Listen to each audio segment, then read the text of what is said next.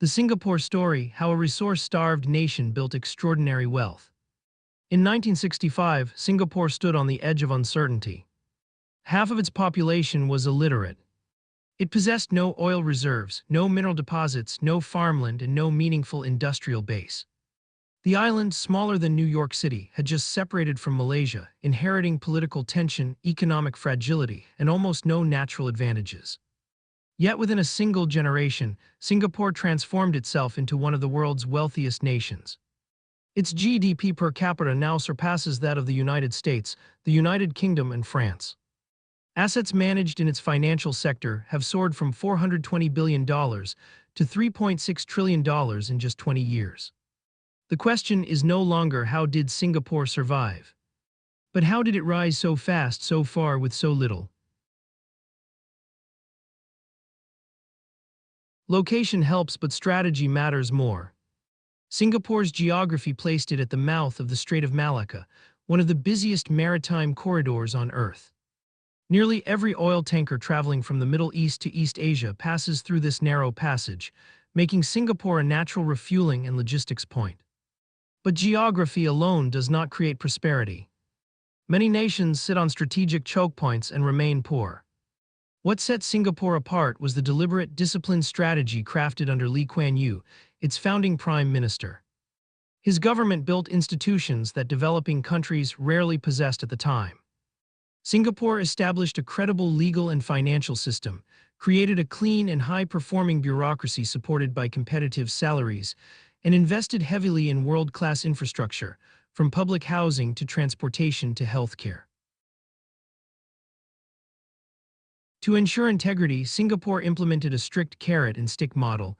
Civil servants' compensation rose with national economic performance, while corruption was punished swiftly and consistently. This approach helped Singapore become one of the least corrupt countries in the world, ranking alongside Denmark and Finland. Political stability amplified these efforts.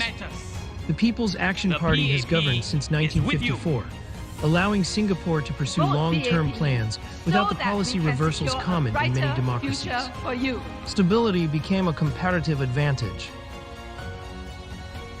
From low-cost factories to a global capital magnet, Singapore's rise was gradual, not instantaneous.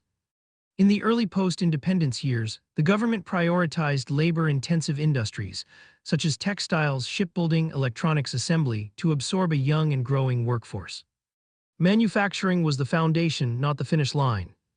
By the 1980s, Singapore pivoted decisively. Inspired by financial liberalization in the United States and the United Kingdom, it opened its economy to global capital. The tax system became one of the most attractive in the world. Corporate taxes were set at 17%, with certain sectors paying as little as 13.5%. Capital gains, dividends, inheritance, and even precious metals were left untaxed. This shift transformed Singapore into a regional headquarters hub. Today, more than 4,200 multinational corporations run their Asia-Pacific operations from the island.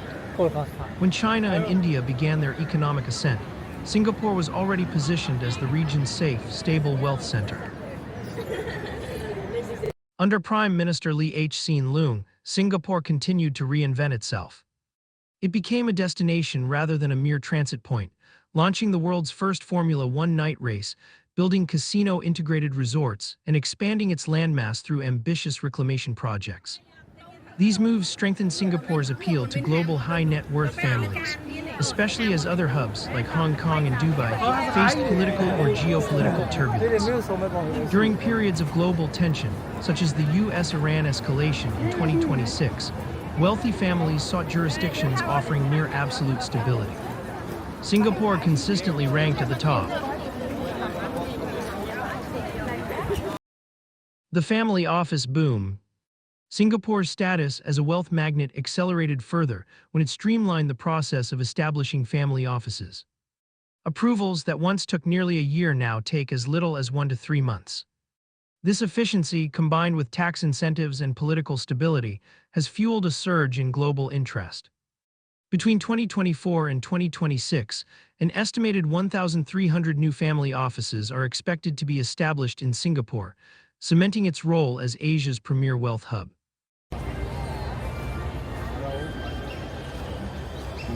The final thoughts. Singapore's rise is not a miracle, it is a blueprint. A tiny island with no natural resources became one of the world's richest nations because its leaders treated strategy, discipline, and long-term planning as essential. Geography gave Singapore an opportunity. Governance turned that opportunity into prosperity. The country built clean institutions when corruption was the global norm. It embraced global capital when others resisted it.